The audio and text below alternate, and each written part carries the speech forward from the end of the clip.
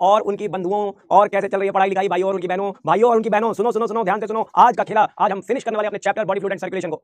तो आ चुका है वो टाइम जब हम शुरू करेंगे अगला चैप्टर नेक्स्ट क्लास में, और आज हम फिनिश करेंगे बॉडी फ्लूइड एंड सर्कुलेशन। इस टॉपिक में आज हम डिस्कस करने वाले हैं आज का जो मुख्य मुद्दा होने वाला है, आज के जो मुख्य समाचार होने वाले हैं, ध्यान से सुनेंगे। डबल सर्कुलेशन कई बार पढ़ चुके हैं हम लोग, डबल सर्कुलेशन डब्ल्यू को आपने कई बार पढ़ लिया है, इस डब्ल्यू में आज थोड़ा और डिटेल में चलेंगे। आज ब्लड वेसल्स के बारे में चर्चा होगी, आज आपके शरीर में किस टाइप की ब्लड वेसल्स पाई जाती हैं उनके बारे में बात होगी, और फिर बात होगी सवालों की और जवाबों की। कुछ प्रीवियस ईयर्स के क्वेश्चंस करेंगे, कुछ प्रैक्टिस करके देखेंगे कि क्या प्रीवियस ईयर्स के क्वेश्चंस हमारी टॉपिक जो हमने डिस्कस किए हैं उसमें से हमने कंप्लीट कर लिए हैं या कुछ हमने छोड़ा भी है। तसल्ली बख्श एक एक टॉपिक, एक एक बात एनसीईआरटी की लाइनों को हमने डिस्कस कर लिया है। बॉडी फ्लूइड एंड सर्कुलेशन को पूरी तरह से एक्सप्लेन कर दिया। पिछली क्लास में आपने ईसीजी के बारे में पढ़ा था, कार्डियक डिसऑर्डर्स के बारे में पढ़ा था। आज हम बात करने वाले हैं भाई साहब, खतरनाक टॉपिक होगा आज का। जो खतरनाक टॉपिक है डबल सर्कुलेशन। ये जो डबल सर्कुलेशन है, दोहरा सर्कुलेशन जिसे हम कहते हैं, इस डबल सर्कुलेशन जैसे कि हम जानते हैं, डबल सर्कुलेशन का मतलब हार्ट में ब्लड दो बार आएगा। Heart receives blood two times, twice in one course और one cardiac cycle. Our heart, the heart which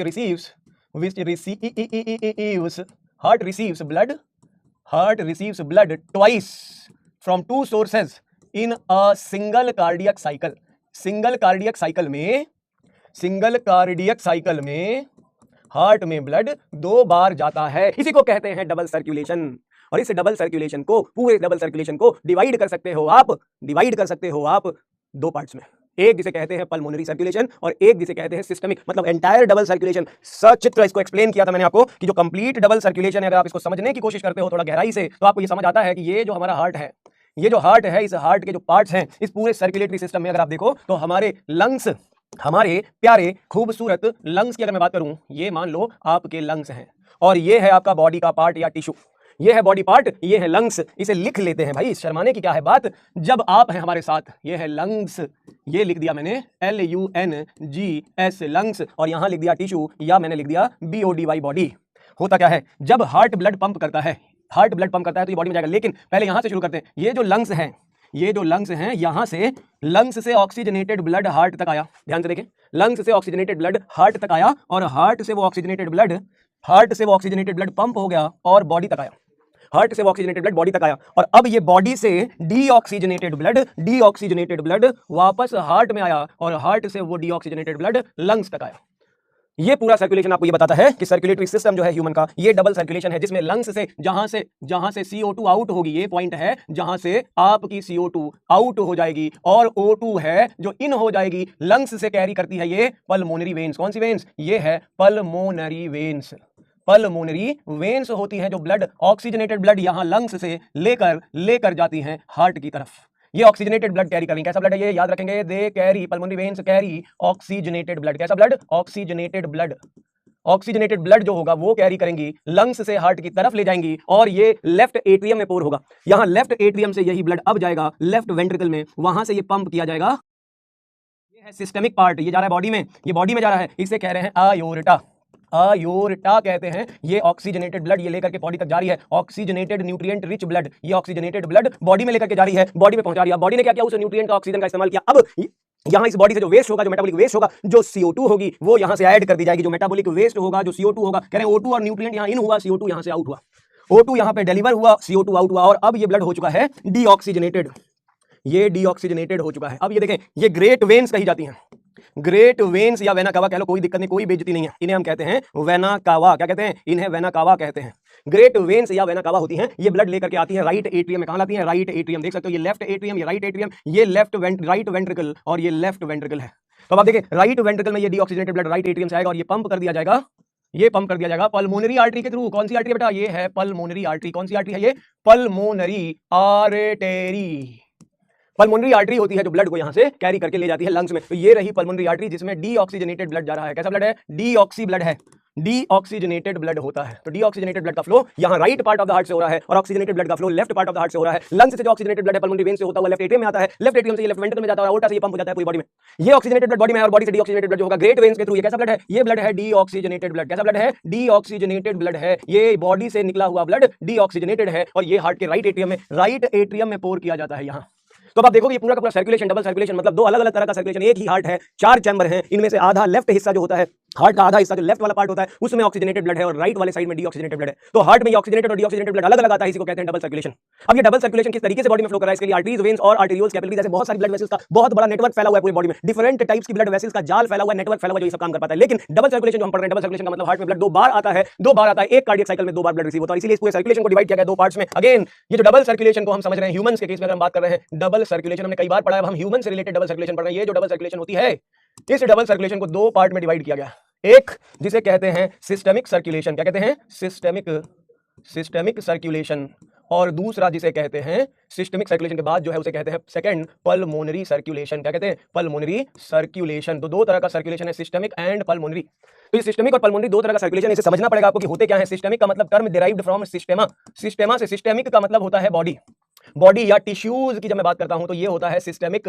और जब पल्मोनरी की बात करता हूं तो यहां पल्मोन्स का मतलब जो होता है वो होता है लंग्स। हमेशा याद रखेंगे जहां भी पल्मोनरी टर्म लिखा हो, पल्मोन्स का मतलब लंग्स होता है। तो आप कह रहे हैं सर्कुलेटरी सिस्टम में डबल सर्कुलेशन के 2 टाइप्स होते हैं। इस डबल सर्कुलेशन के जो 2 टाइप्स हैं इनको आप क्लासिफाई कर सकते हो सिस्टेमिक और पल्मोनरी में। अगर आप सिस्टेमिक की बात करते हो तो सिस्टेमिक सर्कुलेशन कहां से शुरू होता है, कहां पे खत्म होता है, याद रखेंगे। कह रहे हैं हार्ट से बॉडी और बॉडी से हार्ट। जैसे कि मैंने कहा हार्ट में 4 चैम्बर होते हैं। कितने चैम्बर होते हैं ह्यूमन में, ह्यूमन हार्ट के 4 चैम्बर, एक ये, एक ये, एक ये, एक ये। अब ध्यान से देखें, यानी इस 4 चैम्बर को देखें, यहां पे क्या हो रहा है, इस हार्ट से जो ब्लड पंप हो रहा है ये जा रहा है बॉडी में। कहां जा रहा है, बॉडी में जा रहा है, बॉडी में।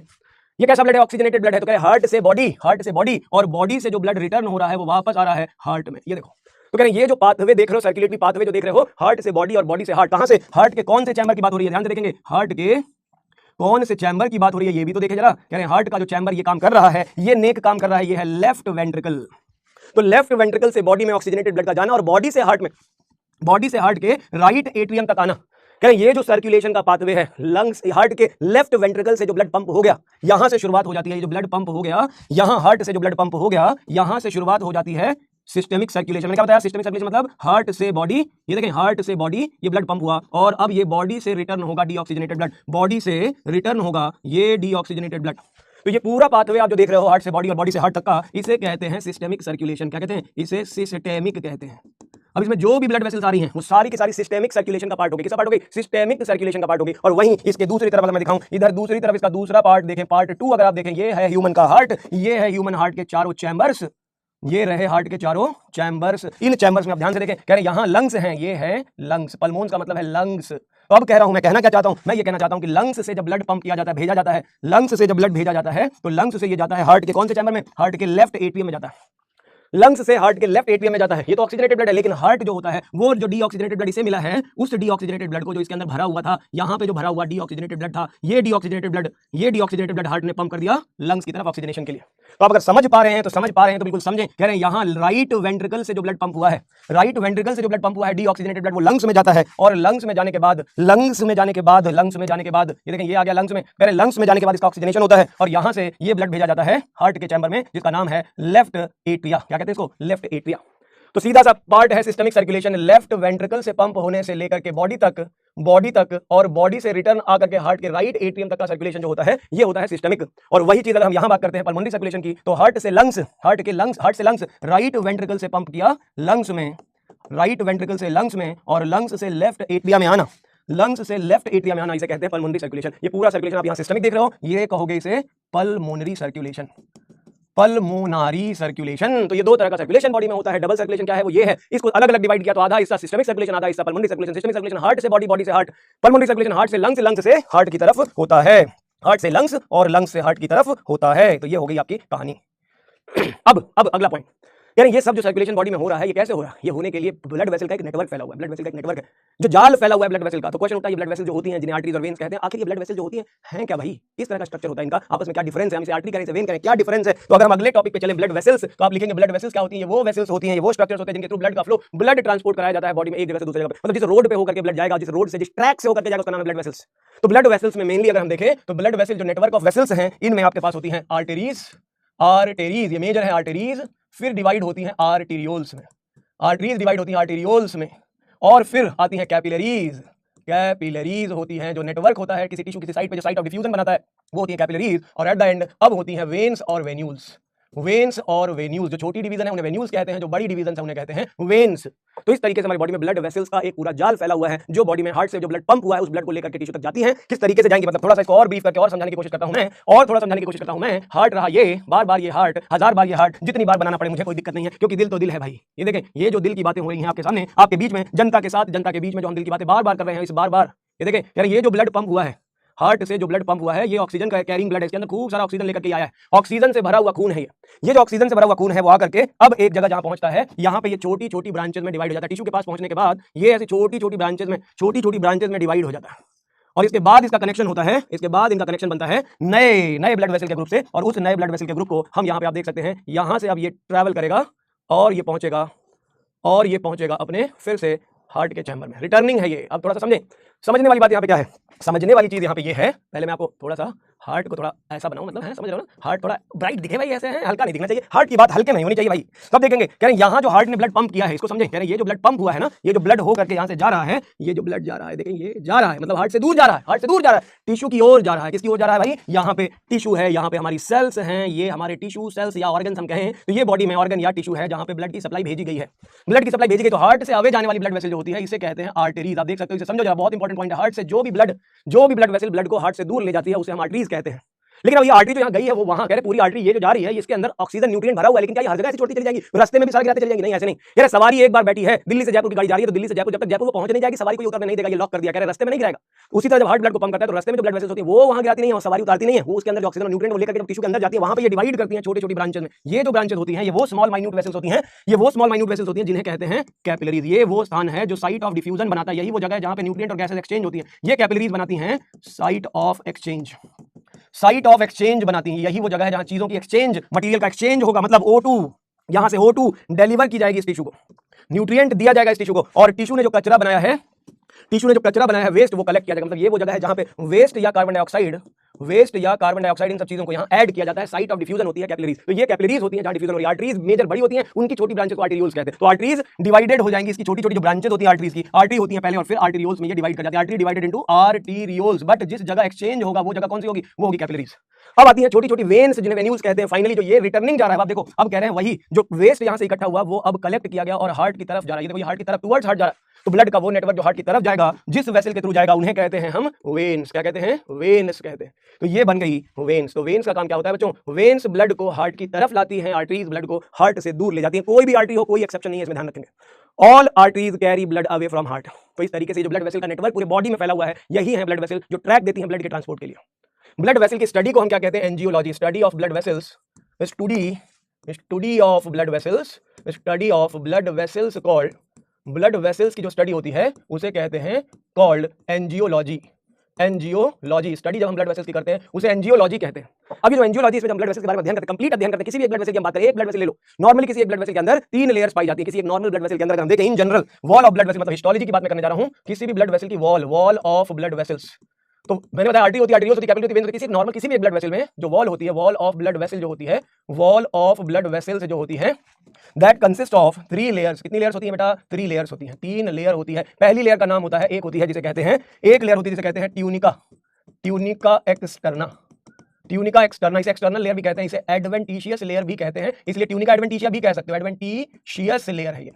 तो सबसे बाहर वाली ट्यूनिका एक्सटर्ना, बाहर की आउटर मोस्ट लेयर है ये, एक्सटर्नल लेयर कहते हैं इसको। तो ट्यूनिका एक्सटर्ना। दूसरी लेयर जो होती है, ये दूसरी लेयर जो होती है उसे कहते हैं ट्यूनिका मीडिया। ये मिडिल लेयर होती है, इसका नाम है ट्यूनिका मीडिया कहते हैं। और तीसरी लेयर जो होती है भाई लोग, इसे कहते हैं ट्यूनिका इंटरना। क्या कहते हैं? इसका नाम है ट्यूनिका इंटरना। इसे ट्यूनिका इंटीमा भी कहते हैं।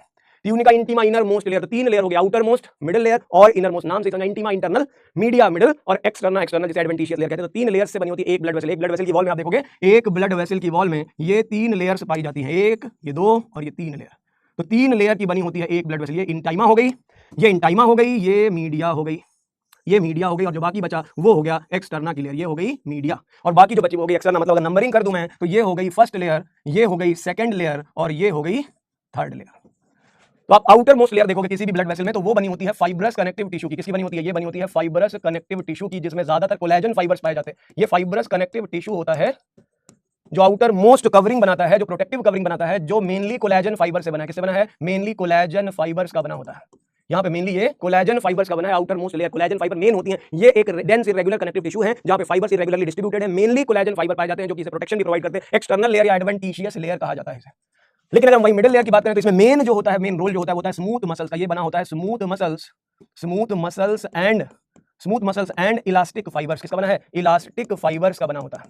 तो smooth muscles with elastic fibre, यहाँ की इलास्टिक लेयर है, ये मस्कुलरिस वाला पार्ट जो कॉन्ट्रैक्शन रिलैक्सेशन में हेल्प करता है, यही वो पार्ट जिसकी वजह से ब्लड वेसल का डायमीटर बढ़ाया या घटाया जा सकता है। जो ब्लड वेसल का डायमीटर है, जब ब्लड का फ्लो होता है, उस फ्लो को रेगुलेट करने के लिए इसका डायमीटर कम या ज्यादा करना, ये देखें कम करना या ज्यादा करना, ये कम है ये ज्यादा, कह रहे ज्यादा या कम, ये जो लेयर है मीडिया, इसी की वजह से ब्लड वेसल कॉन्ट्रैक्ट या रिलैक्स करती है और इसी वजह से ब्लड वेसल का डायमीटर बढ़ता या घटता है। तो ये ट्यूनिका मीडिया बनी होती है स्मूथ मसल्स की, इनवॉलंटरी मसल्स होती है, हम अपने विल से कंट्रोल नहीं कर सकते, ऑटोमेटिकली जब जरूरत होती है तो ये इसे रेगुलेट कर लेती है, इनका कॉन्ट्रैक्शन और रिलैक्सेशन। तो ये होती है ट्यूनिका मीडिया। मिडिल लेयर जो होती है, ये मिडिल लेयर जो होती है स्मूथ मसल, याद रखेंगे वेन्स में थिन होती है, ये थिन होती है middle layer, thin in case of veins.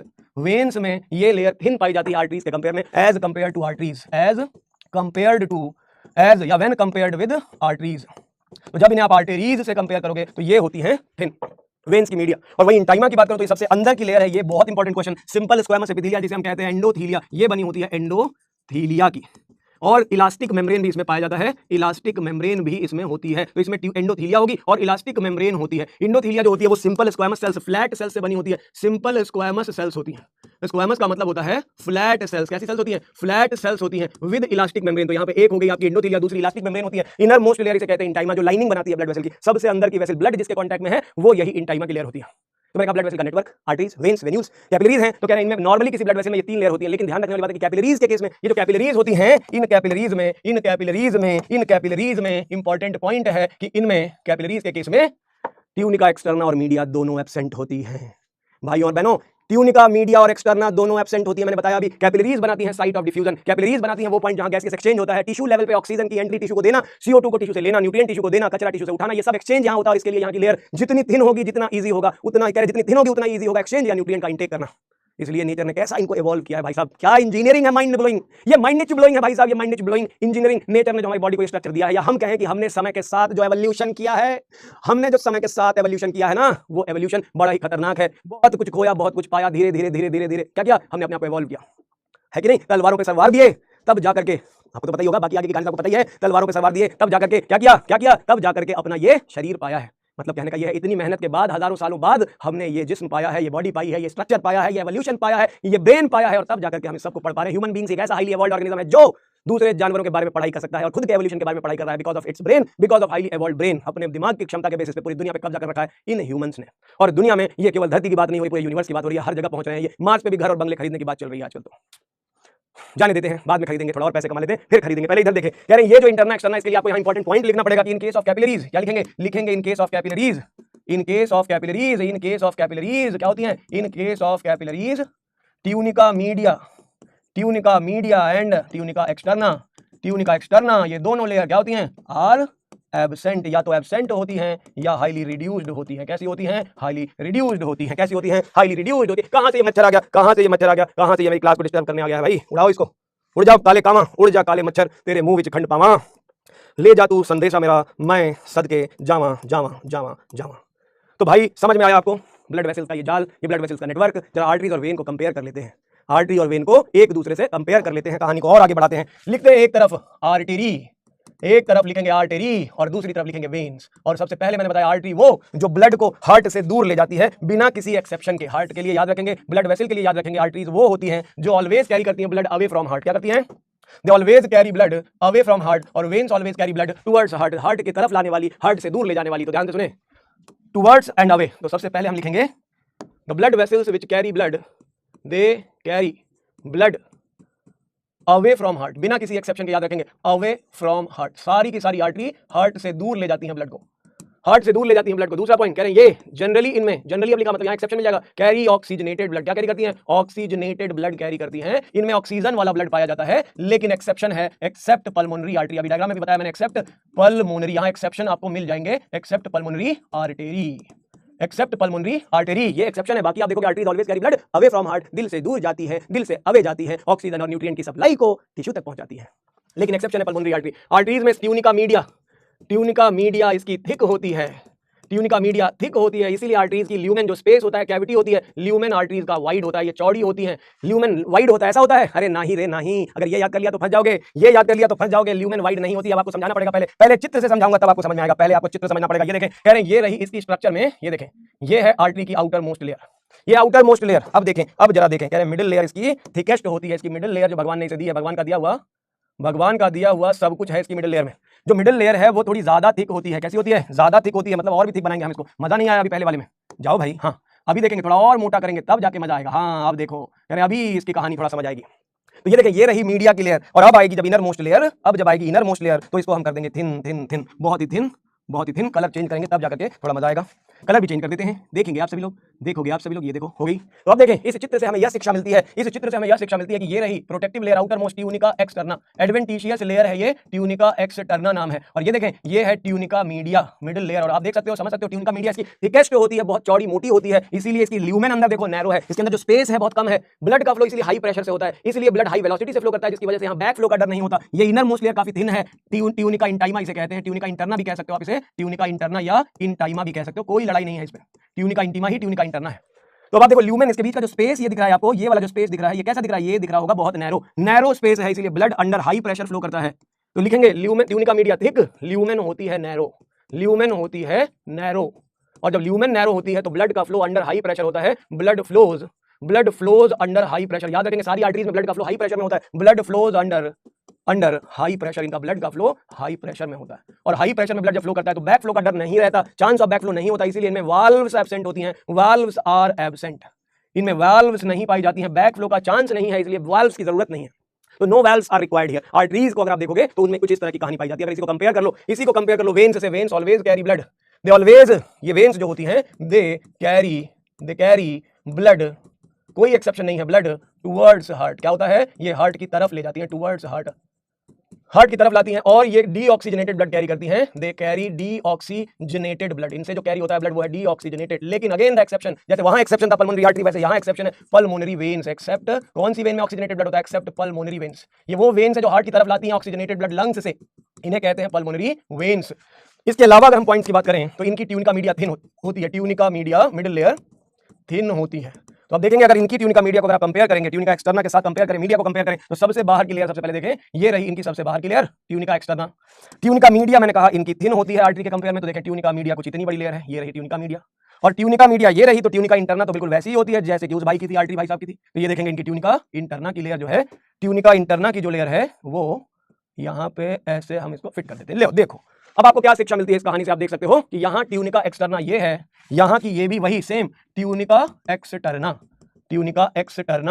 Tunica media, ये देखें ट्यूनिका मीडिया, और ये रही ट्यूनिका इंटिमा या ट्यूनिका इंटरना। क्या दिखा? कह रहे इनका ट्यूनिका मीडिया थिन है, इसलिए इनके बीच में जो स्पेस है, ये जो स्पेस आप देख पा रहे हो, ये वाइड ल्यूमेन होता है, स्पेस ज्यादा होता है, ब्लड का pressure under low pressure blood flow करता है। लिखेंगे इंपॉर्टेंट है ये, ल्यूमेन वाइड होती है। क्या होती है? ल्यूमेन, इनकी वेन्स की ल्यूमेन वाइड होती है, blood flow under low pressure, इनमें ब्लड का फ्लो जो होता है, blood flows under low pressure. आप ब्लड प्रेशर भी जब मेजर करते हो तो आर्टरी का ब्लड प्रेशर मेजर करते हो, वेन्स का नहीं। वेन्स जो होती है उनका ब्लड प्रेशर ऑलरेडी लो होता है, blood flows under low pressure से ये रन कर रही होती है। और बैक फ्लो का चांस, जब लो प्रेशर होगा ब्लड धीरे धीरे स्लोली मूव करता है, धीरे धीरे बह रहा होता है, तो ऐसे केस में बैक फ्लो का चांस होता है। उस बैक फ्लो को रोकने के लिए कह रहे यहाँ पे अगर आप देखोगे, इन ब्लड वेसल को अगर आप देखोगे, इनकी ल्यूमेन जो होती है वो वाइड होने की वजह से, इनका जो स्पेस है वो वाइड होने की वजह से इनमें चांस होता है बैक फ्लो का। ये देखें, ये जो ब्लड है यहां से जब फ्लो करता है, जैसे मान लो ब्लड जो है वो नीचे से ऊपर जा रहा है, ये स्लो रनिंग ब्लड है, धीरे धीरे जा रहा है, तो यहाँ बैक फ्लो का चांस होता है। उस बैक फ्लो को बचाने के लिए इन्होंने डेवलप कर रखी है, इन्होंने बना रखी है वाल्व्स, इनके पास प्रेजेंट होते हैं, वाल्व्स पाए जाते हैं। तो to prevent back flow, to prevent back flow, इनसे बैक फ्लो जो ब्लड धीरे धीरे जा रहा है बैक फ्लो हो सकता है, तो prevent back flow they have valves, they are provided with valves. क्या होता है इनमें वाल्व्स पाई जाती है, प्रोवाइडेड विद वाल्व्स। कुछ बच्चों को सवाल मन में उठ रहा होगा कि ल्यूमेन क्या होती है, तो वो कैविटी, वो स्पेस जो अंदर का, इसी को ल्यूमेन कहती है, जो यहाँ का दिख रहा है स्पेस जिससे ब्लड फ्लो कर रहा है, इसी को ल्यूमेन कहते हैं, कोई कंफ्यूजन नहीं रखनी। तो कह रहे हैं यहाँ बैक फ्लो को रोकने के लिए वाल्व्स पाई जाती हैं। और आर्टरीज में आप देखोगे इनकी ल्यूमेन ऑलरेडी नैरो है, इनकी ल्यूमेन ऑलरेडी नैरो होती है, तो इनमें ब्लड का फ्लो अंडर हाई प्रेशर होता है। इसमें ब्लड का जो फ्लो हो रहा है ये अंडर हाई प्रेशर हो रहा है, यहाँ से जो ब्लड जा रहा है वो हाई प्रेशर से फ्लो कर रहा है, तो यहाँ बैक फ्लो का डर ही नहीं है भाई साहब को, इस भाई साहब को बैक फ्लो का कोई डर नहीं होता। यहाँ पे ब्लड हाई प्रेशर से फ्लो कर रहा है, तो बैक फ्लो का कोई चांस ही नहीं है, चांसेस नहीं है, तो ब्लड हाई प्रेशर से जा रहा है, नो वाल्व्स, यहाँ लिख सकते हैं नो वाल्व्स। तो वाल्व्स की जरूरत ही नहीं है, और यहाँ वाल्व्स की जरूरत है क्योंकि स्लो रनिंग ब्लड है, तो ब्लड के बैक फ्लो का डर है। तो डिफरेंस बिटवीन आर्टरी और वेन अगर आप देखो तो ये बेसिक डिफरेंस आप याद रखोगे, इसी से क्वेश्चन पूछे जाएंगे, आप इतना याद रखो बहुत है, मोर देन एनफ है, ये सफिशिएंट है।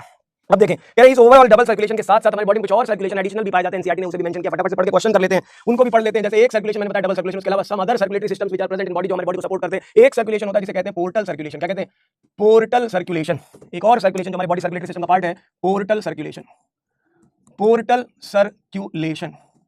मन में सवाल उठते हैं कि भाई ये पोर्टल सर्कुलेशन क्या है? कोई भी टॉपिक आप पढ़ो तो एक दिमाग में सवाल खुद से क्रिएट कर सकते हो कि भाई जो हम पढ़ रहे हैं आखिर उसका मतलब क्या है? ये जो टॉपिक है पोर्टल सर्कुलेशन, इसकी मीनिंग क्या है? पोर्ट का क्या मतलब होता है? आप उससे सोच के देखो कि पोर्ट क्या है, एयरपोर्ट क्या है, मोबाइल है, मोबाइल में पोर्ट है, लैपटॉप है, वहां पे पोर्ट है, यूएसबी पोर्ट का नाम तो सबने सुना है। ये पोर्ट क्या होता है? कनेक्शन के लिए जगह होती है। जैसे एयरपोर्ट है, एयरपोर्ट क्या होता है? एक लोकेशन है दिल्ली एयरपोर्ट, जिससे नेशनल और इंटरनेशनल फ्लाइट्स अपने देश के अंदर कई सारे स्टेट्स के, कई सारे सिटीज के साथ कनेक्शन है वो। उसी तरीके से वर्ल्ड वाइड भी इंटरनेशनल फ्लाइट्स का भी कनेक्शन वहां पे है। वो एक ऐसा स्थान है जहां पे पूरे वर्ल्ड से एक कनेक्शन एयरवेज के थ्रू एस्टैब्लिश किया गया है। उसी तरह हमारी बॉडी में भी कई सारे ऑर्गन्स का कनेक्शन करने के लिए एक अलग एक स्पेशल सिस्टम पाया जाता है, वर्टिब्रेट्स में पाया जाता है, इसे कहते हैं पोर्टल सर्कुलेशन। याद रखें सारे वर्टिब्रेट्स में ये एक स्पेशल टाइप का सर्कुलेशन होता है। याद रखेंगे in all vertebrates, in all vertebrates, जो वर्टिब्रेट्स हैं हम लोग इस पूरे वर्टिब्रेट ग्रुप में, all vertebrates the special circulatory system, special and additional circulatory system, हमारे सर्कुलेटरी सिस्टम में added additional circulatory system is also present, additional circulatory system is present, जिसका नाम है पोर्टल सर्कुलेशन। क्या करता है? इसे कहते हैं पोर्टल सर्कुलेशन, जिसका काम है कनेक्शन, कुछ स्पेशल टाइप का कनेक्शन है,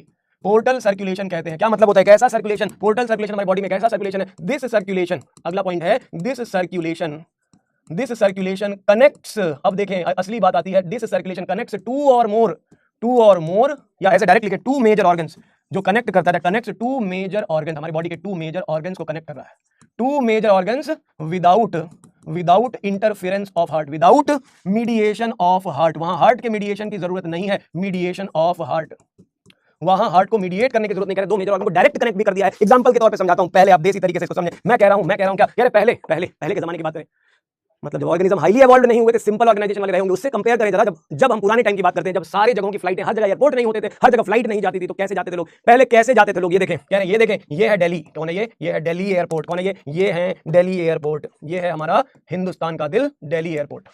ये जो दिल्ली एयरपोर्ट है, इस दिल्ली एयरपोर्ट से पहले अगर हमें मान लो लखनऊ जाना है, तो लखनऊ जाने के लिए दिल्ली से फ्लाइट गई, लखनऊ पहुंचे। पहले तो फ्लाइट भी नहीं थी, पहले तो गाड़ियां भी नहीं जाती थी, मतलब बहुत टफ था। लेकिन जब फ्लाइट बनी तो दिल्ली से लखनऊ जाते थे और हैदराबाद जाते थे। कहां जाते थे? दिल्ली से लखनऊ जाते थे, दिल्ली से हैदराबाद जाते थे, हैदराबाद जाते थे। देखिए जरा समझे, कह रहे दिल्ली से ही फ्लाइट हैदराबाद की जा रही है, दिल्ली से लखनऊ जा रही है। मतलब अगर पुराने जमाने के हिसाब से चले, हमें अगर हैदराबाद जाना है तो हम लखनऊ से फ्लाइट पे बैठेंगे और पहले दिल्ली जाएंगे और फिर दिल्ली से हैदराबाद जाएंगे। ये पुराना टाइम हो गया। कह रहे हैं बार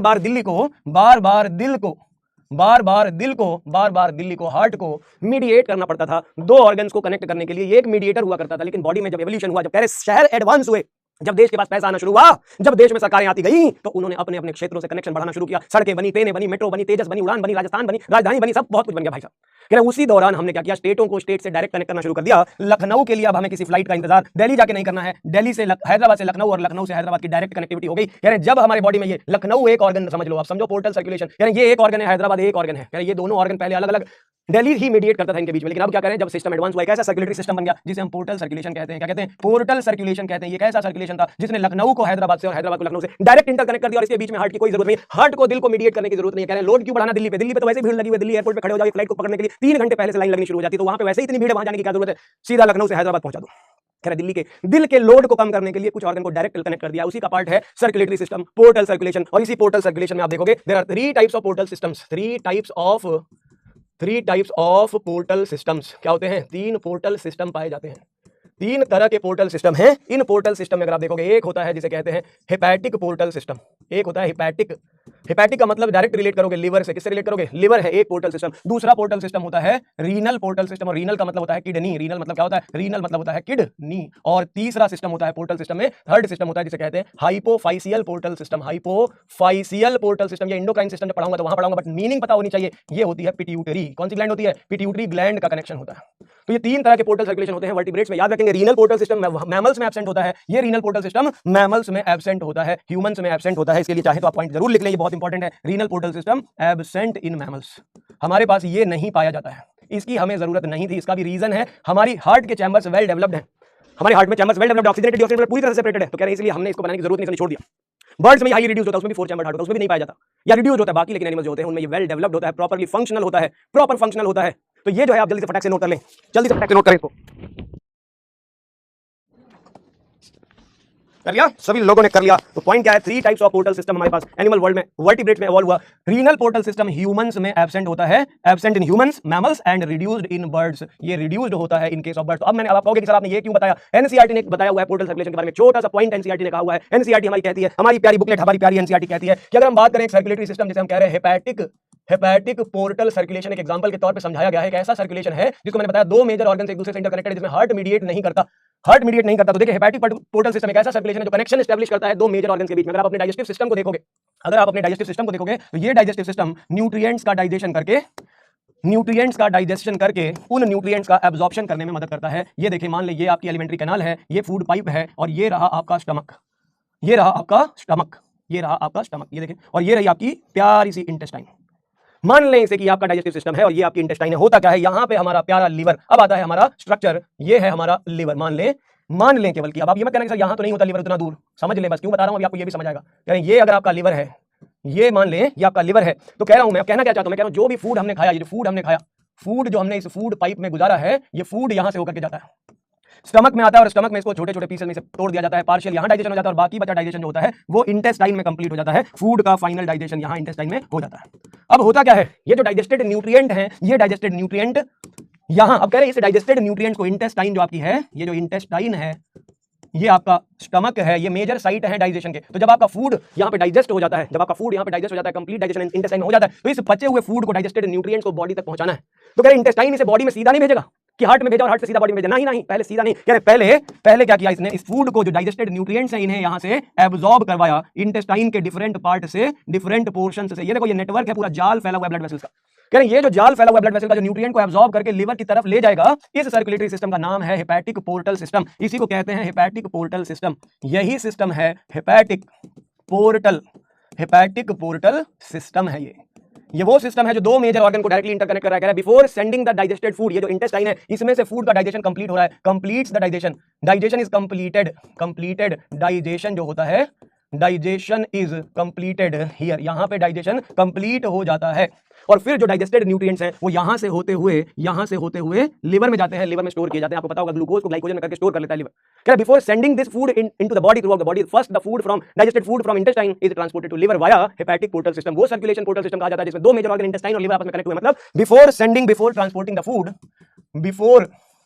before sending the nutrients throughout body, before sending nutrients throughout body में न्यूट्रिएंट भेजने के लिए, before sending the nutrients throughout body, the digested nutrients first send to liver. कहां भेजा जाता है, लिवर फ्रॉम इंटेस्टाइन। कहां से, फ्रॉम इंटेस्टाइन से कहां भेजा, लिवर में भेजा। किसके थ्रू, यही तो यहां पे क्वेश्चन है, थ्रू हेपेटिक पोर्टल वेन। क्या कहते हैं इस ब्लड वेसल को, इसे कहते हैं हेपेटिक पोर्टल वेन। इसे वेन कहते हैं, वेनस ब्लड कहा जाता है क्योंकि इसका स्ट्रक्चर वेन्स जैसा ही होता है, इसका ल्यूमेन वाइड होता है वेन्स की तरह, और इसमें भी डीऑक्सीजनेटेड ब्लड ही होता है। याद रखेंगे, इनमें भी डीऑक्सीजनेटेड ब्लड होता है, याद रखेंगे, इसमें भी कैरी डीऑक्सीजनेटेड ब्लड। क्या होता है, सारी की सारी पोर्टल वेन में डीऑक्सीजनेटेड ब्लड होता है। कैसा ब्लड होता है, डीऑक्सीजनेटेड ब्लड होता है। और एक और खास बात होती है, याद रखेंगे, कह रहे हैं ये जो पोर्टल वेन्स होती हैं, ये जहां इंटेस्टाइन से चली है, यहां देखो ये कई सारी ब्रांचेस में डिवाइडेड है। यानी ये जो ब्रांचेस होती हैं ये कैपिलरीज होती है। क्या होती हैं, कैपिलरीज। तो इसमें इंपॉर्टेंट पॉइंट ये होता है कि जो पोर्टल वेन है इसकी शुरुआत में यहां भी कैपिलरी होती है, और ये जहां लिवर में जाते हैं, जहां इनकी एंडिंग होती है, वहां भी ये कैपिलरीज में ही डिवाइड होता है।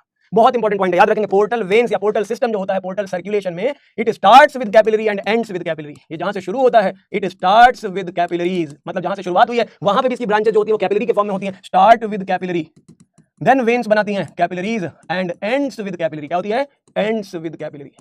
ये शुरू भी कैपिलरी से, अंत भी कैपिलरी से। जो कैप से शुरू होकर के कैप पे ही खत्म होती है, उसी को कहते हैं पोर्टल सर्कुलेशन। इसका शुरुआत, इसका आरंभ भी कैप है और इसका अंत भी कैप है। तो कैप से शुरू होकर कैप पे खत्म होने वाली ब्लड वेसल्स और उसके नेटवर्क को हम पोर्टल सिस्टम कहते हैं, और ब्लड वेसल्स को पोर्टल वेन्स कहते हैं, जो 2 मेजर ऑर्गन को कनेक्ट कर रही है। और देख सकते हैं आप, इनके बीच में हार्ट कहीं भी नहीं है, ब्लड का फ्लो इन दोनों के बीच में डायरेक्ट जा रहा है।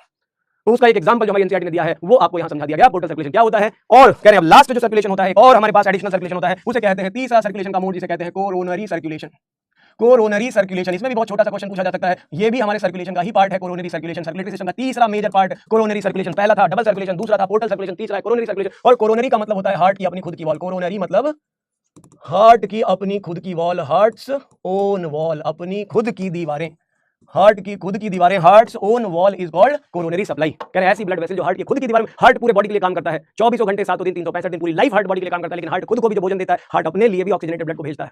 तो कह रहे हैं वो सर्कुलेशन जो केवल हार्ट की वॉल से एसोसिएटेड है, एंटायर हार्ट वॉल से एसोसिएटेड है, उसी को कहते हैं कोरोनरी सर्कुलेशन। हार्ट की खुद की वॉल में जो सर्कुलेशन जाता है, ये रहा हार्ट, ये अपना ब्लड पंप करता है आयोर्टा भाई साहब की मदद से पूरी बॉडी में। ये जो ब्लड ये पंप करता है, ये आयोर्टा इसे पूरी बॉडी में भेजता है। ये जो ब्लड जा रहा है, ये आयोर्टा के थ्रू पूरी बॉडी में इसने पंप किया। ये देखो, ये जा रहा है आयोर्टा के थ्रू पूरी बॉडी में। लेकिन कह रहा है ये आयोर्टा के थ्रू पूरी बॉडी में जाएगा, लेकिन हार्ट की वॉल में खुद, हार्ट अपनी दीवारों में खुद क्या करता है, इसी से कुछ ब्रांचेस निकलती है, यहीं से कुछ ब्रांचेस निकलती है, इसकी राइट ब्रांच और यहीं से लेफ्ट ब्रांच। ये देखिए, राइट साइड और लेफ्ट साइड में इसी ब्लड वेसल से ब्रांच निकलती है। ये जो ब्रांच होती है, इसी की अपनी ब्रांच है, इसी की खुद की ब्रांच है, जो राइट साइड में और लेफ्ट साइड में इसे डिवाइड कर देती है। राइट और लेफ्ट साइड में इसे डिवाइड कर देती है। दो छोटी छोटी ब्रांचेस इसने निकाली हैं, इसमें से राइट और लेफ्ट ब्रांचेस जो है अपनी खुद की दीवारों में भेजा है इसने।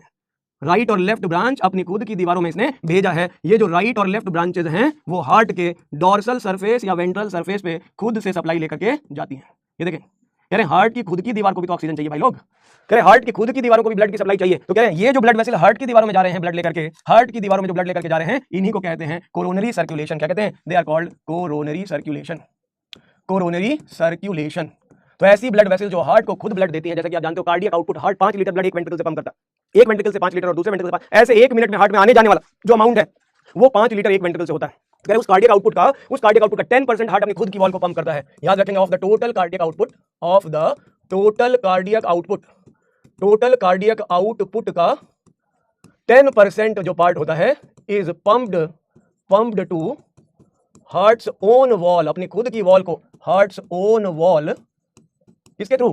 Through coronary circulation, through coronary circulation. तो हार्ट की वॉल में जो न्यूट्रिएंट और ऑक्सीजन की सप्लाई जाती है और वेस्ट का रिमूवल किया जाता है, वो जिस सर्कुलेशन के थ्रू होता है उसे कहते हैं कोरोनरी सर्कुलेशन। और ये कोरोनरी सर्कुलेशन हार्ट की अपनी दीवारों में होता है। हार्ट इसे जब एओर्टा से, कह रहे बिफोर ये बॉडी में जाएगा, ये ब्लड बॉडी में पंप किया जाएगा, ये ब्लड बॉडी में जाएगा थ्रू डोर्सल एओर्टा, इसका नाम है डोर्सल एओर्टा, या इसे सिस्टमिक आर्टरी भी कह सकते हो, डोर्सल एओर्टा कह सकते हो इसको। और ये डोर्सल एओर्टा ब्लड को पूरी बॉडी में भेज रही है, लेकिन वो पूरी बॉडी में भेजने उससे पहले ही इसने क्या कर लिया, इसने अपने ब्लड को बांट दिया अपनी वॉल में 10%, और देन 90% रेस्ट पार्ट में बॉडी के इसने भेज दिया।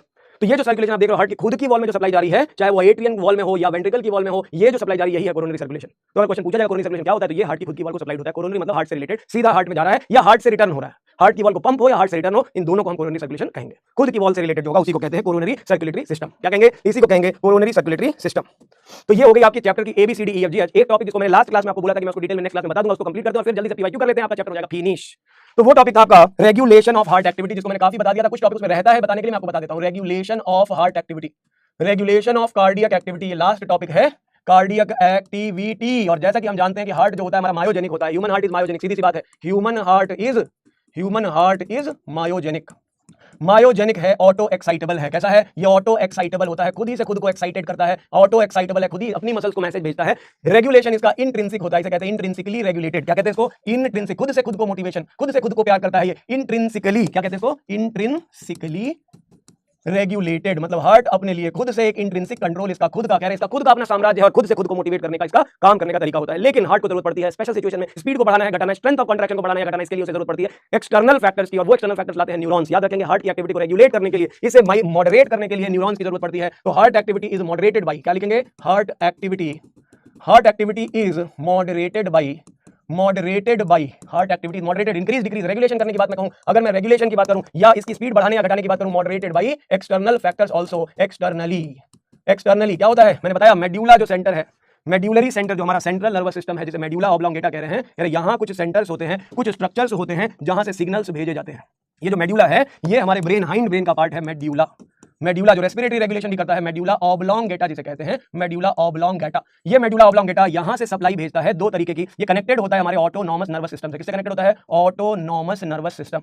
ऑटोनॉमस नर्वस सिस्टम, जो हमारा ऑटोनॉमस नर्वस सिस्टम है, जो हमारी बॉडी की जितनी भी इनवॉलंटरी एक्टिविटीज हैं, ऑटोनॉमस नर्वस सिस्टम जो हमारी बॉडी की इनवॉलंटरी एक्टिविटीज को कंट्रोल करता है, ये ऑटोनॉमस नर्वस सिस्टम। यहाँ इसके थ्रू ही अपने सिग्नल को भेजता है। और इसमें दो तरह के न्यूरॉन्स होते हैं, दो तरह के डिवीजन होते हैं। ऑटोनॉमस के दो डिवीजन होते हैं। एक डिवीजन होता है जिसे कहते हैं सिंपैथेटिक डिवीजन। क्या कहते हैं? सिंपैथेटिक डिवीजन कहते हैं। न्यूरल सिस्टम इसको थोड़ा और डिटेल में खोलेंगे, इसका और डाइसेक्शन करेंगे, थोड़ा और फैला के पढ़ेंगे। लेकिन सिंपैथेटिक डिवीजन एक डिवीजन है, सिंपैथेटिक न्यूरल सिस्टम या सिंपैथेटिक डिवीजन ऑफ ऑटोनॉमस कहते हैं। अगर क्वेश्चन पूछा जाए सिंपैथेटिक डिवीजन किसका पार्ट है, आप बताओगे ऑटोनॉमस का पार्ट है। तो सिंपैथेटिक डिवीजन एक होता है और दूसरा होता है जिसे कहते हैं पैरासिम्पैथेटिक डिवीजन। क्या कहते हैं? पैरासिम्पैथेटिक डिवीजन कहते हैं। अब होता क्या, पैरासिम्पैथेटिक डिवीजन और सिंपैथेटिक डिवीजन, यही दोनों हमारे हार्ट की एक्टिविटी को रेगुलेट करते हैं। हमारा हृदय हमारा हृदय तेज गति से जब हमें जरूरत होती है फास्ट बीटिंग करने की, यहाँ ऐसे नोड को जब फास्ट स्टिमुलस चाहिए होता है ताकि ये अपनी स्पीड को, ये जो एक्शन पोटेंशियल जो ये जनरेट कर रहा है जो कि 75 टाइम्स पर मिनट था, कह रहे हैं मैक्सिमम एक्शन पोटेंशियल तो ऐसे नोड ही जनरेट कर रहा था, लेकिन कह रहे हैं इस ऐसे नोड को ऑल इज वेल कहता है, जो स्लो डाउन करता है उसका नाम है पैरासिम्पैथेटिक। ध्यान से सुनेंगे, ये जो ऐसे नोड, ये हमारा है कंडक्टिंग सिस्टम, ये तो हमें सबको पता है, ये है कंडक्टिंग सिस्टम हार्ट का, यही वेव ऑफ कॉन्ट्रैक्शन जनरेट करता है, इसमें हमारा S A node pacemaker कहा जाता है। ऐसे नोड जो होता है वो पेस मेकर कहा जाता है, यहीं से हार्ट की ओरिजिन, बीट की ओरिजिन हो रही है, हार्ट बीट यहीं से ओरिजिनेट हो रही है, ये स्विच ऑन ऑफ पॉइंट है, यही जनरेट कर रहा है। लेकिन अब कह रहे हैं कि नॉर्मल कंडीशन में, रिलैक्स स्टेट में, ये पैरासिम्पैथेटिक डिवीजन जो होता है ये सिग्नल भेजता है, इसे कहते हैं कार्डियो इनहिबिटर। क्या कहते हैं इसको? Cardio inhibitor. मतलब रिलैक्स्ड कंडीशन में हार्ट की एक्टिविटी को स्लो डाउन करना, हार्ट रेट को या फिर कार्डियक आउटपुट को या स्ट्रेंथ ऑफ कॉन्ट्रैक्शन को डिक्रीज करना, स्ट्रेंथ ऑफ कॉन्ट्रैक्शन को स्लो करना, इनहिबिट करने का काम होता है किसका? ये होता है पैरासिम्पैथेटिक डिवीजन का। और जिस नर्व के थ्रू ये सप्लाई ले जा रहा है, इस नर्व का स्पेसिफिक नेम है, सिम्पैथेटिक डिवीजन में कोई नेम नहीं है स्पेसिफिक, यहां पे हम नाम लिखेंगे, बहुत इंपॉर्टेंट क्वेश्चन है। इस नर्व का स्पेसिफिक नेम होता है, इसे कहते हैं वेगस नर्व। क्या कहते हैं? इस नर्व का नाम है वेगस नर्व। तो क्वेश्चन पूछेगा कौन सी नर्व हार्ट रेट को, अगर हार्ट रेट को दे दी जाए या हार्ट को दे दी जाए तो वो हार्ट रेट को क्या करेगा, या हार्ट रेट को स्लो डाउन करने वाली नर्व का नाम क्या है? तो आप बताएंगे पैरासिम्पैथेटिक डिवीजन से अगर नर्व सप्लाई जाएगी तो हार्ट रेट को स्लो डाउन करेगा। और वही अगर सिंपैथेटिक डिवीजन से नर्व सप्लाई जाएगी, अगर यही सिंपैथेटिक डिवीजन से नर्व सप्लाई जाएगी तो ये हार्ट रेट को इंक्रीज करता है, पॉजिटिव साइन ये बताता है कि हार्ट रेट को ये बढ़ाता है, इसे कार्डियो एक्सीलरेटर कहते हैं। क्या कहते हैं? कार्डियो एक्सीलरेटर कहते हैं। ये हार्ट रेट को इंक्रीज करता है, हार्ट रेट को बढ़ाता है, इसीलिए कार्डियक आउटपुट को भी बढ़ाता है, इसीलिए इंक्रीज करता है कार्डियक आउटपुट भी। जब बॉडी को जरूरत होगी ज्यादा ब्लड की, पंप की, जब हम रनिंग कर रहे होंगे ऐसे टाइम पे इंक्रीज करना कार्डियक आउटपुट को, किसको? कार्डियक आउटपुट को ये इंक्रीज करता है। तो ये दो डिवीजन है, सिंपैथेटिक डिवीजन और पैरासिम्पैथेटिक, ये दोनों हार्ट की एक्टिविटी के लिए स्लो डाउन करने वाला, जो स्ट्रेंथ को डिक्रीज करेगा, हार्ट रेट को इनहिबिट करेगा, वो वेगस नर्व के थ्रू पैरासिम्पैथेटिक करता है, और सिंपैथेटिक हार्ट रेट को बढ़ाता है, स्ट्रेंथ ऑफ कंट्रैक्शन को बढ़ाता है, फोर्स ऑफ कंट्रैक्शन को बढ़ाता है और कार्डियक आउटपुट को इंक्रीज करता है, सो दैट बॉडी को ज्यादा से ज्यादा ब्लड मिल सके। तो दिस इंक्रीजेस हार्ट रेट। अगर कोई क्वेश्चन पूछे कि आप अगर दौड़ रहे हैं या कोई स्कैरी ऑब्जेक्ट देख लिया, किसी से लड़ाई हो जाए आपकी, किसी से झगड़ा हो जाए, एग्रेशन के टाइम पे हार्ट रेट बढ़ क्यों जाती है? आप बताओगे सिंपैथेटिक ऑन हो जाता है। लेकिन अगर कोई कहे आपसे कि जब आप रिलैक्स बैठे हो, आप आराम कर रहे हो, तो हार्ट रेट स्लो डाउन कौन करता है? तो आप बताओगे वहां पे कि रिलैक्स स्टेट में जब हम स्लो डाउन करना होता है हार्ट रेट को, तो वहां पे कार्डियो इनहिबिटर ये एक्टिवेट हो जाता है, पैरासिम्पैथेटिक सिस्टम, जिसे हम वेगस नर्व कहते हैं। और यही सेम चीज कुछ हार्मोन भी करते हैं। ये तो हो गया न्यूरोनल कंट्रोल, ये जो आप पढ़ रहे थे अभी, हार्ट का कंट्रोल न्यूरोनली। कैसा? न्यूरोनली। अभी वहां लिखूंगा तो कंफ्यूजन होगी, क्योंकि आप कहोगे सर अभी आपने वहां लिखा ऑटो एक्साइटल ये वो, तो यहां पे आप लिख लेंगे ये न्यूरोनल कंट्रोल है। कैसा कंट्रोल है? Neuronal regulation. कैसा रेगुलेशन है? न्यूरोनल रेगुलेशन को, हार्ट की एक्टिविटी को बढ़ाने या घटाने में न्यूरॉन्स का क्या रोल है वो ये बताता है। और वही चीज अगर हम आगे लेकर के चले, अगर हार्मोनल कंट्रोल की बात करें, some hormones also affect cardiac activity. ये कार्डियक एक्टिविटी को ये भी अफेक्ट करते हैं। केमिकल रेगुलेशन भी होता है, हार्ट की एक्टिविटी को बढ़ाने या घटाने में इनका भी रोल होता है। क्या रोल होता है देखते हैं। सबसे पहला है एड्रीनल मेडुलरी हार्मोन, एक ऐसी ग्लैंड जिसे कहते हैं एड्रीनल ग्लैंड, एड्रीनल मेड्यूला। जो एड्रीनल ग्लैंड है जहां से हार्मोन रिलीज होता है, एड्रीनल मेड्यूला से हार्मोन रिलीज होता है, उन हार्मोन्स को हम कहते हैं कैटेकोलामाइंस। क्या कहते हैं? कैटेकोलामाइंस कहते हैं। अब आप कहोगे कैटेकोलामाइंस क्या है, तो आप बता सकते हो कैटाकॉल का मतलब होता है, केमिस्ट्री का क्वेश्चन है ये। कैटाकॉल क्या होता है? बेंजीन रिंग है और इस बेंजीन रिंग के 2 कॉन्जिक्यूटिव पोजीशन पे OH पाई जाती है, 2 कंटिन्यूअस पोजीशन पे OH का पाया जाना बेंजीन रिंग में, ये बनाता है कैटेकॉल। क्या बनाता है? कैटेकॉल बनाता है। कह रहे हैं इसी कैटेकॉल को जब हम अमाइन से जोड़ देते हैं, क्या कर देते हैं? जब इसे अमाइनो ग्रुप से जोड़ देते हैं, अमाइनो से जोड़ देते हैं, किसी अमाइनो एसिड से जोड़ देते हैं, किससे जोड़ देते हैं? अमाइनो एसिड बना देते हैं इसी को, तो इसी को कहते हैं कैटेकोलामाइन। ये कैटेकोलामाइन हो गई। तो क्वेश्चन पूछा जाता है कौन सा हार्मोन कैटेकोलामाइन होता है, तो याद रखेंगे कैटेकोलामाइन होते हैं एड्रीनलिन। कौन सा हार्मोन है? Adrenaline and nor adrenaline. ये दोनों कैटेकोलामाइंस एड्रीनल मेड्यूला से रिलीज होते हैं, एड्रीनलिन एंड नॉर एड्रीनलिन, ये दोनों भाई नॉर एड्रीनलिन, इन दोनों को हम कहते हैं इमरजेंसी हार्मोन्स। क्या कहते हैं? इन दोनों को कहा जाता है इमरजेंसी हार्मोन। ये इमरजेंसी जब होती है, जिसे हम 3F हार्मोन्स भी कह सकते हैं। क्या कह सकते हैं? 3F hormones. अब यहाँ पे आप पूछोगे 3F क्या है, ये आप एंडोक्राइन सिस्टम में भी थोड़ा सा पढ़ोगे, कोई बात नहीं, यहाँ पे भी थोड़ा पढ़ लेंगे, थोड़ा वहाँ पढ़ लेंगे, थोड़ा यहाँ, थोड़ा वहाँ, ऐसे ही थोड़ा करके जिंदगी को बिल्कुल एंजॉय करते हुए, पढ़ाई को अपने एंजॉय करते हुए पढ़ेंगे, ताकि हम बेहतर से बेहतर और बेहतर बनते जाएं। तो इस थोड़े को थोड़ा सा और बढ़ाने के लिए इसमें लिखेंगे 3F का मतलब F for flag, F for flag, F for flag. यहाँ पे 3F जो है, F है फियर, दूसरा F है फाइट, दूसरा F है फाइट और तीसरा F है फ्लाइट। तो 3F जब डर लगे, जब लड़ाई हो और जब डर के भागना हो, कहीं फ्लाइट करना हो, रनिंग करना हो, ऐसे में तीनों F adrenaline nor adrenaline emergency में हेल्प करते हैं। ये क्या करते हैं? ये दोनों के दोनों hormone, both of these hormone increase heart activity. क्या कर देते हैं? हार्ट एक्टिविटी को बढ़ा देते हैं। तो इमरजेंसी सिचुएशन में बॉडी को जब ज्यादा जरूरत होगी, किसी समय ऐसा जब बॉडी को ज्यादा ऑक्सीजन चाहिए, ज्यादा न्यूट्रिएंट चाहिए, एड्रेनलिन का लेवल बढ़ जाता है। कोई भी ऐसा काम जिससे आपकी हार्ट की एक्टिविटी बढ़ रही है, वहां पे याद रखें एड्रेनलिन अपना रोल प्ले कर रहा है, हार्ट रेट को बढ़ाने में बहुत इंपॉर्टेंट रोल प्ले करता है। और साथ में उसका साथ देता है वो जिसे हम कहते हैं नॉर एड्रेनलिन, और ये दोनों मिलकर इमरजेंसी हार्मोन्स कहे जाते हैं, जो हमारी बॉडी को इमरजेंसी ना हो, इमरजेंसी में कोई ऑर्गन डैमेज ना हो जाए, बॉडी में ऑर्गन में प्रॉपर ऑक्सीजन और न्यूट्रिएंट जाता रहे, इंश्योर करता है ये। तो ये हो जाता है एड्रेनल मेडुलरी हार्मोन। इसके अलावा भी सम हार्मोन, कह रहे थायरॉक्सिन नाम का हार्मोन भी होता है। कौन सा हार्मोन? थायरॉक्सिन नाम का हार्मोन भी होता है, ये भी हार्ट रेट बढ़ाता है। क्या करता है? Also increase heart rate. इसके अलावा अगर कहा जाए, ऐसा कौन सा हार्मोन है मेल्स में एग्रेशन ज्यादा क्यों होती है? टेस्टोस्टेरोन, मेल्स में पाया जाने वाला एक हार्मोन है टेस्टोस्टेरोन, स्टेरॉइडल हार्मोन, ये भी हार्ट रेट को बढ़ाता है। एक केमिकल ऐसा जिसका नाम है एसिटाइल कोलिन। क्या नाम है? एसिटाइल कोलिन नाम का केमिकल। ये न्यूरोट्रांसमीटर भी होता है। ये एसिटाइल कोलिन हमारे बॉडी में हार्ट रेट को डिक्रीज करता है। कह रहे यही छोटी छोटी बातें हैं, हर छोटी छोटी बात हमारे लिए इंपॉर्टेंट है, इसलिए हर छोटी छोटी बात को मैंने यहाँ लिख दिया है जो हार्ट से संबंधित है, हार्ट की पढ़ाई से संबंधित है। और इसी के साथ यहाँ करते हैं पारी की समाप्ति। क्या करते हैं? पारी होती है समाप्त। कार्डियक सर्कुलेशन, जो बॉडी फ्लूइड एंड सर्कुलेशन है, ये होता है यहाँ पे एंड, यहाँ पे होता है बॉडी फ्लूइड एंड सर्कुलेशन का एंड। और अब शुरुआत करते हैं क्वेश्चन करने की, PYQs करने की शुरुआत करते हैं। फटाफट से क्वेश्चन करेंगे, फटाफट से लगाएंगे, आप सभी लोग जल्दी से कर लेंगे। ये देखिए सारे नीट के क्वेश्चन मैंने ईयर मेंशन नहीं किया, ईयर को खोजने की जरूरत नहीं, बस ये समझे कि आप नीट के सवाल लगा रहे हैं, आप नीट के सवाल लगा रहे हैं और फटाफट लगा रहे हैं क्योंकि आपने पढ़ रखा है पूरा चैप्टर। पहला point, statement based, the coagulum is formed of network of threads called thrombin. Coagulum जो होता है नेटवर्क ऑफ थ्रेड, जिसे थ्रोम्बिन कहते हैं, रॉन्ग है। नेटवर्क ऑफ थ्रेड को हम फिब्रिन्स कहते हैं। तो पहला स्टेटमेंट हो गया wrong. Spleen graveyard of the RBC होती है, तो ये सही हो गया। पहला स्टेटमेंट इनकरेक्ट, दूसरा स्टेटमेंट करेक्ट। तो स्टेटमेंट 1 इज इनकरेक्ट और स्टेटमेंट 2 इज करेक्ट। तो पहला ही सवाल आपका आंसर हो गया फर्स्ट ऑप्शन। बेहतरीन तरीके से आपने इसको कर लिया। अगला सवाल करने जा रहे हैं, which of the following statement is correct. अगला सवाल है which of the following statement is correct. कौन है? Increase ventricular pressure causes closing of the semilunar valve. जब वेंट्रिकल का प्रेशर बढ़ेगा, यहां प्रेशर बढ़ेगा, तो जो सेमिल्यूनर वाल्व है इसको कह रहा है, इसका इसके अंदर सेमिल्यूनर वाल्व, भाई सेमिल्यूनर वाल्व का प्रेशर जब बढ़ेगा, यहां पे ब्लड वेसल्स के अंदर जब ब्लड ज्यादा होगा तब सेमिल्यूनर वाल्व क्लोज होंगे ना। बैक फ्लो को रोकने के लिए सेमिल्यूनर क्लोज होते हैं। लेकिन हुआ क्या यहाँ पे? यहाँ क्या कह रहा है पहला स्टेटमेंट कि इंक्रीज वेंट्रिकल, जब ब्लड यहां होगा तभी सेमिल्यूनर क्लोज हो जाता है, तो ये हो जाता है रॉन्ग। ऐसे में सेमिल्यूनर वाल्व खुल जाते हैं। अगला, AV node generate action potential to stimulate atrial contraction. AV node atrial contraction के लिए AV node generate action potential, ये रॉन्ग है। ऐसे नोड ये काम करता है, हमें पता है ये। The tricuspid and bicuspid valve open due to pressure exerted by simultaneous contraction of the atria. Tricuspid and bicuspid valve open due to pressure exerted by atrial contraction। जैसे कि आपको पता है जब कार्डियक साइकिल हो रही होती है तो यहाँ ज्वाइंट डायस्टोल के टाइम ही, ये ज्वाइंट डायस्टोल के टाइम यहाँ शुरू में ही एवी वाल्व खुल चुके हैं और यहाँ पे इस जगह पर एट्रियल सिस्टोल होता है। मतलब एट्रियल सिस्टोल वाल्व नहीं खुलता, प्रेशर की वजह से वाल्व खुलते हैं। याद रखेंगे, प्रेशर जब एट्रिया का ज्यादा होगा, जब एट्रिया में ब्लड का प्रेशर वेंट्रिकल से ज्यादा होगा, ये देखिए वेंट्रिकल में प्रेशर लो है और एट्रिया के अंदर प्रेशर ज्यादा है, तो ये वाल्व खुद ब खुद खुल जाएंगे। तो प्रेशर डिफरेंस से वाल्व खुलते या बंद होते हैं। तो ये पॉइंट भी रॉन्ग हो गया। Blood freely moves from atria to ventricle during joint diastole. यानी ये जब जॉइंट डायस्टोल होता है, ये वाली फेज होती है, तो ब्लड एट्रिया से वेंट्रिकल में जा रहा होता है, तो ये बात बिल्कुल सही है। ये वो फेज है जॉइंट डायस्टोल जिसमें एट्रिया और वेंट्रिकल दोनों में ब्लड आ रहा होता है, इसलिए blood from atria can easily move into ventricle during joint diastole. तो आंसर क्या हो जाएगा? Fourth option. ये बड़ा इंटरेस्टिंग और बेहतरीन क्वेश्चन है बच्चों। इस तरह के ही सवाल नीट में पूछे जाएं या पूछे जाते हैं तो बच्चों को यहाँ पे कॉन्फिडेंट रहना चाहिए। कंसेप्ट जिनका क्लियर है वही कर पाएंगे, नहीं तो गलत करके आएंगे पक्का। अगला question, next question, which enzyme responsible for conversion of inactive fibrinogen को एक्टिव फिब्रिन में कन्वर्ट करना। तो आप देखेंगे, आप ये स्टेप बाय स्टेप प्रोसेस है। पहले थ्रोम्बोकाइनेज एक्टिव होता है, काइनेज कैल्शियम आयन की प्रेजेंस में प्रोथ्रोम्बिन को थ्रोम्बिन में कन्वर्ट करता है और थ्रोम्बिन कन्वर्ट करता है फिब्रिनोजन को फिब्रिन में। तो यहाँ पे जो फैक्टर एक्टिवेट हो रहा है वो है थ्रोम्बिन। जो थ्रोम्बिन है वो कन्वर्ट कर रहा है कैल्शियम आयन की प्रेजेंस में। तो ऑप्शन क्या बनेगा? बेस्ट बनेगा। Answer will be fourth option. Next question आता है, person with AB blood group called universal recipient. ऐसा क्यों होता है? तो एबी ब्लड ग्रुप वाले में एंटीजन जब दोनों उसके आरबीसी पे पाया जाता है तो उसके प्लाज्मा में कोई एंटीबॉडी नहीं होगी। Absence of antigen, presence of antibody, absence of antibodies anti-B and anti-A in plasma. Correct हो जाएगा। तो आंसर बन जाएगा थर्ड ऑप्शन। कोई एंटीबॉडी ए और बी के अगेंस्ट नहीं है। एब्सेंस ऑफ एंटीबॉडीज, कौन सी एंटीबॉडी? एंटी-ए भी नहीं है, एंटी-बी भी नहीं, और जानते हैं हम कि एंटीबॉडीज प्लाज्मा में पाई जाती है, इसलिए इनमें दोनों नहीं है, इसलिए करेक्ट आंसर होगा थर्ड ऑप्शन। अगला सवाल, क्यूआरएस कॉम्प्लेक्स, ईसीजी स्टैंडर्ड हमने पढ़ा P, QRS complex and T wave. कह रहे हैं यहाँ पे ये क्यूआरएस कॉम्प्लेक्स क्या बता रहा है? Ventricular depolarization. ये एट्रियल डीपोलराइजेशन है और ये वेंट्रिकल का रीपोलराइजेशन है। तो depolarization of auricle, depolarization of ventricles, बिल्कुल सही जवाब। आंसर बनेगा सेकंड ऑप्शन। बहुत ही आसान, बहुत ही easy. Which among the following of column select the correct. Correct देखिए, मैच द फॉलोइंग। इओसिनोफिल जो होती है, basophil, neutrophil, lymphocyte. Lymphocyte immune response, correct. Neutrophil जो होती है, न्यूट्रोफिल जो होती है फैगोसाइटोसिस में हेल्प करती है। बेसोफिल रिलीज करती है हिस्टामाइन और इओसिनोफिल रिलीज करता है हिस्टामिनेज एंड सम डिस्ट्रक्टिव एंजाइम। तो ये वाला ऑप्शन एनसीईआरटी में भी नहीं दिया, सोचो, नॉट इन एनसीईआरटी, बट ये एनसीईआरटी में नहीं दिया, फिर भी आपको ये पता है कि ये तीन हमने मैच कर लिए, तो ये हम आराम से कर सकते हैं। आप देख लो, केवल उन्हीं तीनों से आंसर आ जाएगा। लिम्फोसाइट्स का 1, डी का 1 कहां दिया है? देखो डी का 1 एक ही जगह दिया है। सी का 2 होगा, सी का 2 होगा, बी का 4 होगा और ए का 3 होगा। तो हमारे पास आंसर निकालने के लिए एक ही ऑप्शन काफी है, डी का 1। इससे बच्चे कर, मतलब ऐसे नीट में भी अगर इस तरह के क्वेश्चन आते हैं तो आपको करने के लिए यही तरीका अपनाना है। जो आपको आता है पहले उसे मैच कर लो, फिर वो पॉइंट जो नहीं दिया था एनसीईआरटी में क्या करोगे उसको, फिर उसको देखोगे, लास्ट में अपने आप 3 से ऑड 1 निकल जाएगा। आंसर आप पहले जो जानते हो उसी से मैच करोगे। तो आंसर इस क्वेश्चन का बनेगा फोर्थ ऑप्शन, करेक्ट। अगला सवाल आता है, which of the following is associated with decrease cardiac output. तो सीधा सीधा पता है आपको, सिंपैथेटिक क्या करता है? इंक्रीज करता है और पैरासिम्पैथेटिक जो होता है वो डिक्रीज करता है। तो parasympathetic neural signal decreases cardiac output. तो आंसर बन जाएगा यहाँ पे, आंसर बनेगा फर्स्ट ऑप्शन।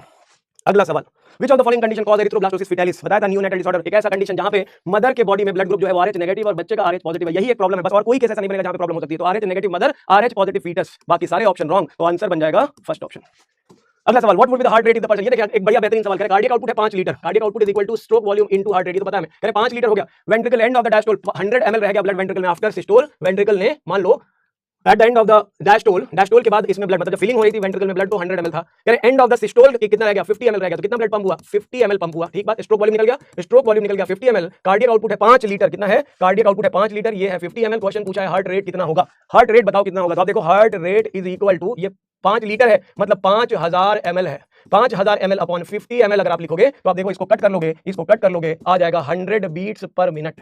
1 मिनट में 100 बार बीट कर रहा है, इसका मतलब ऐसी कंडीशन में तो 100 beats per minute will be the correct answer. Answer will be second option. Answer will be second option.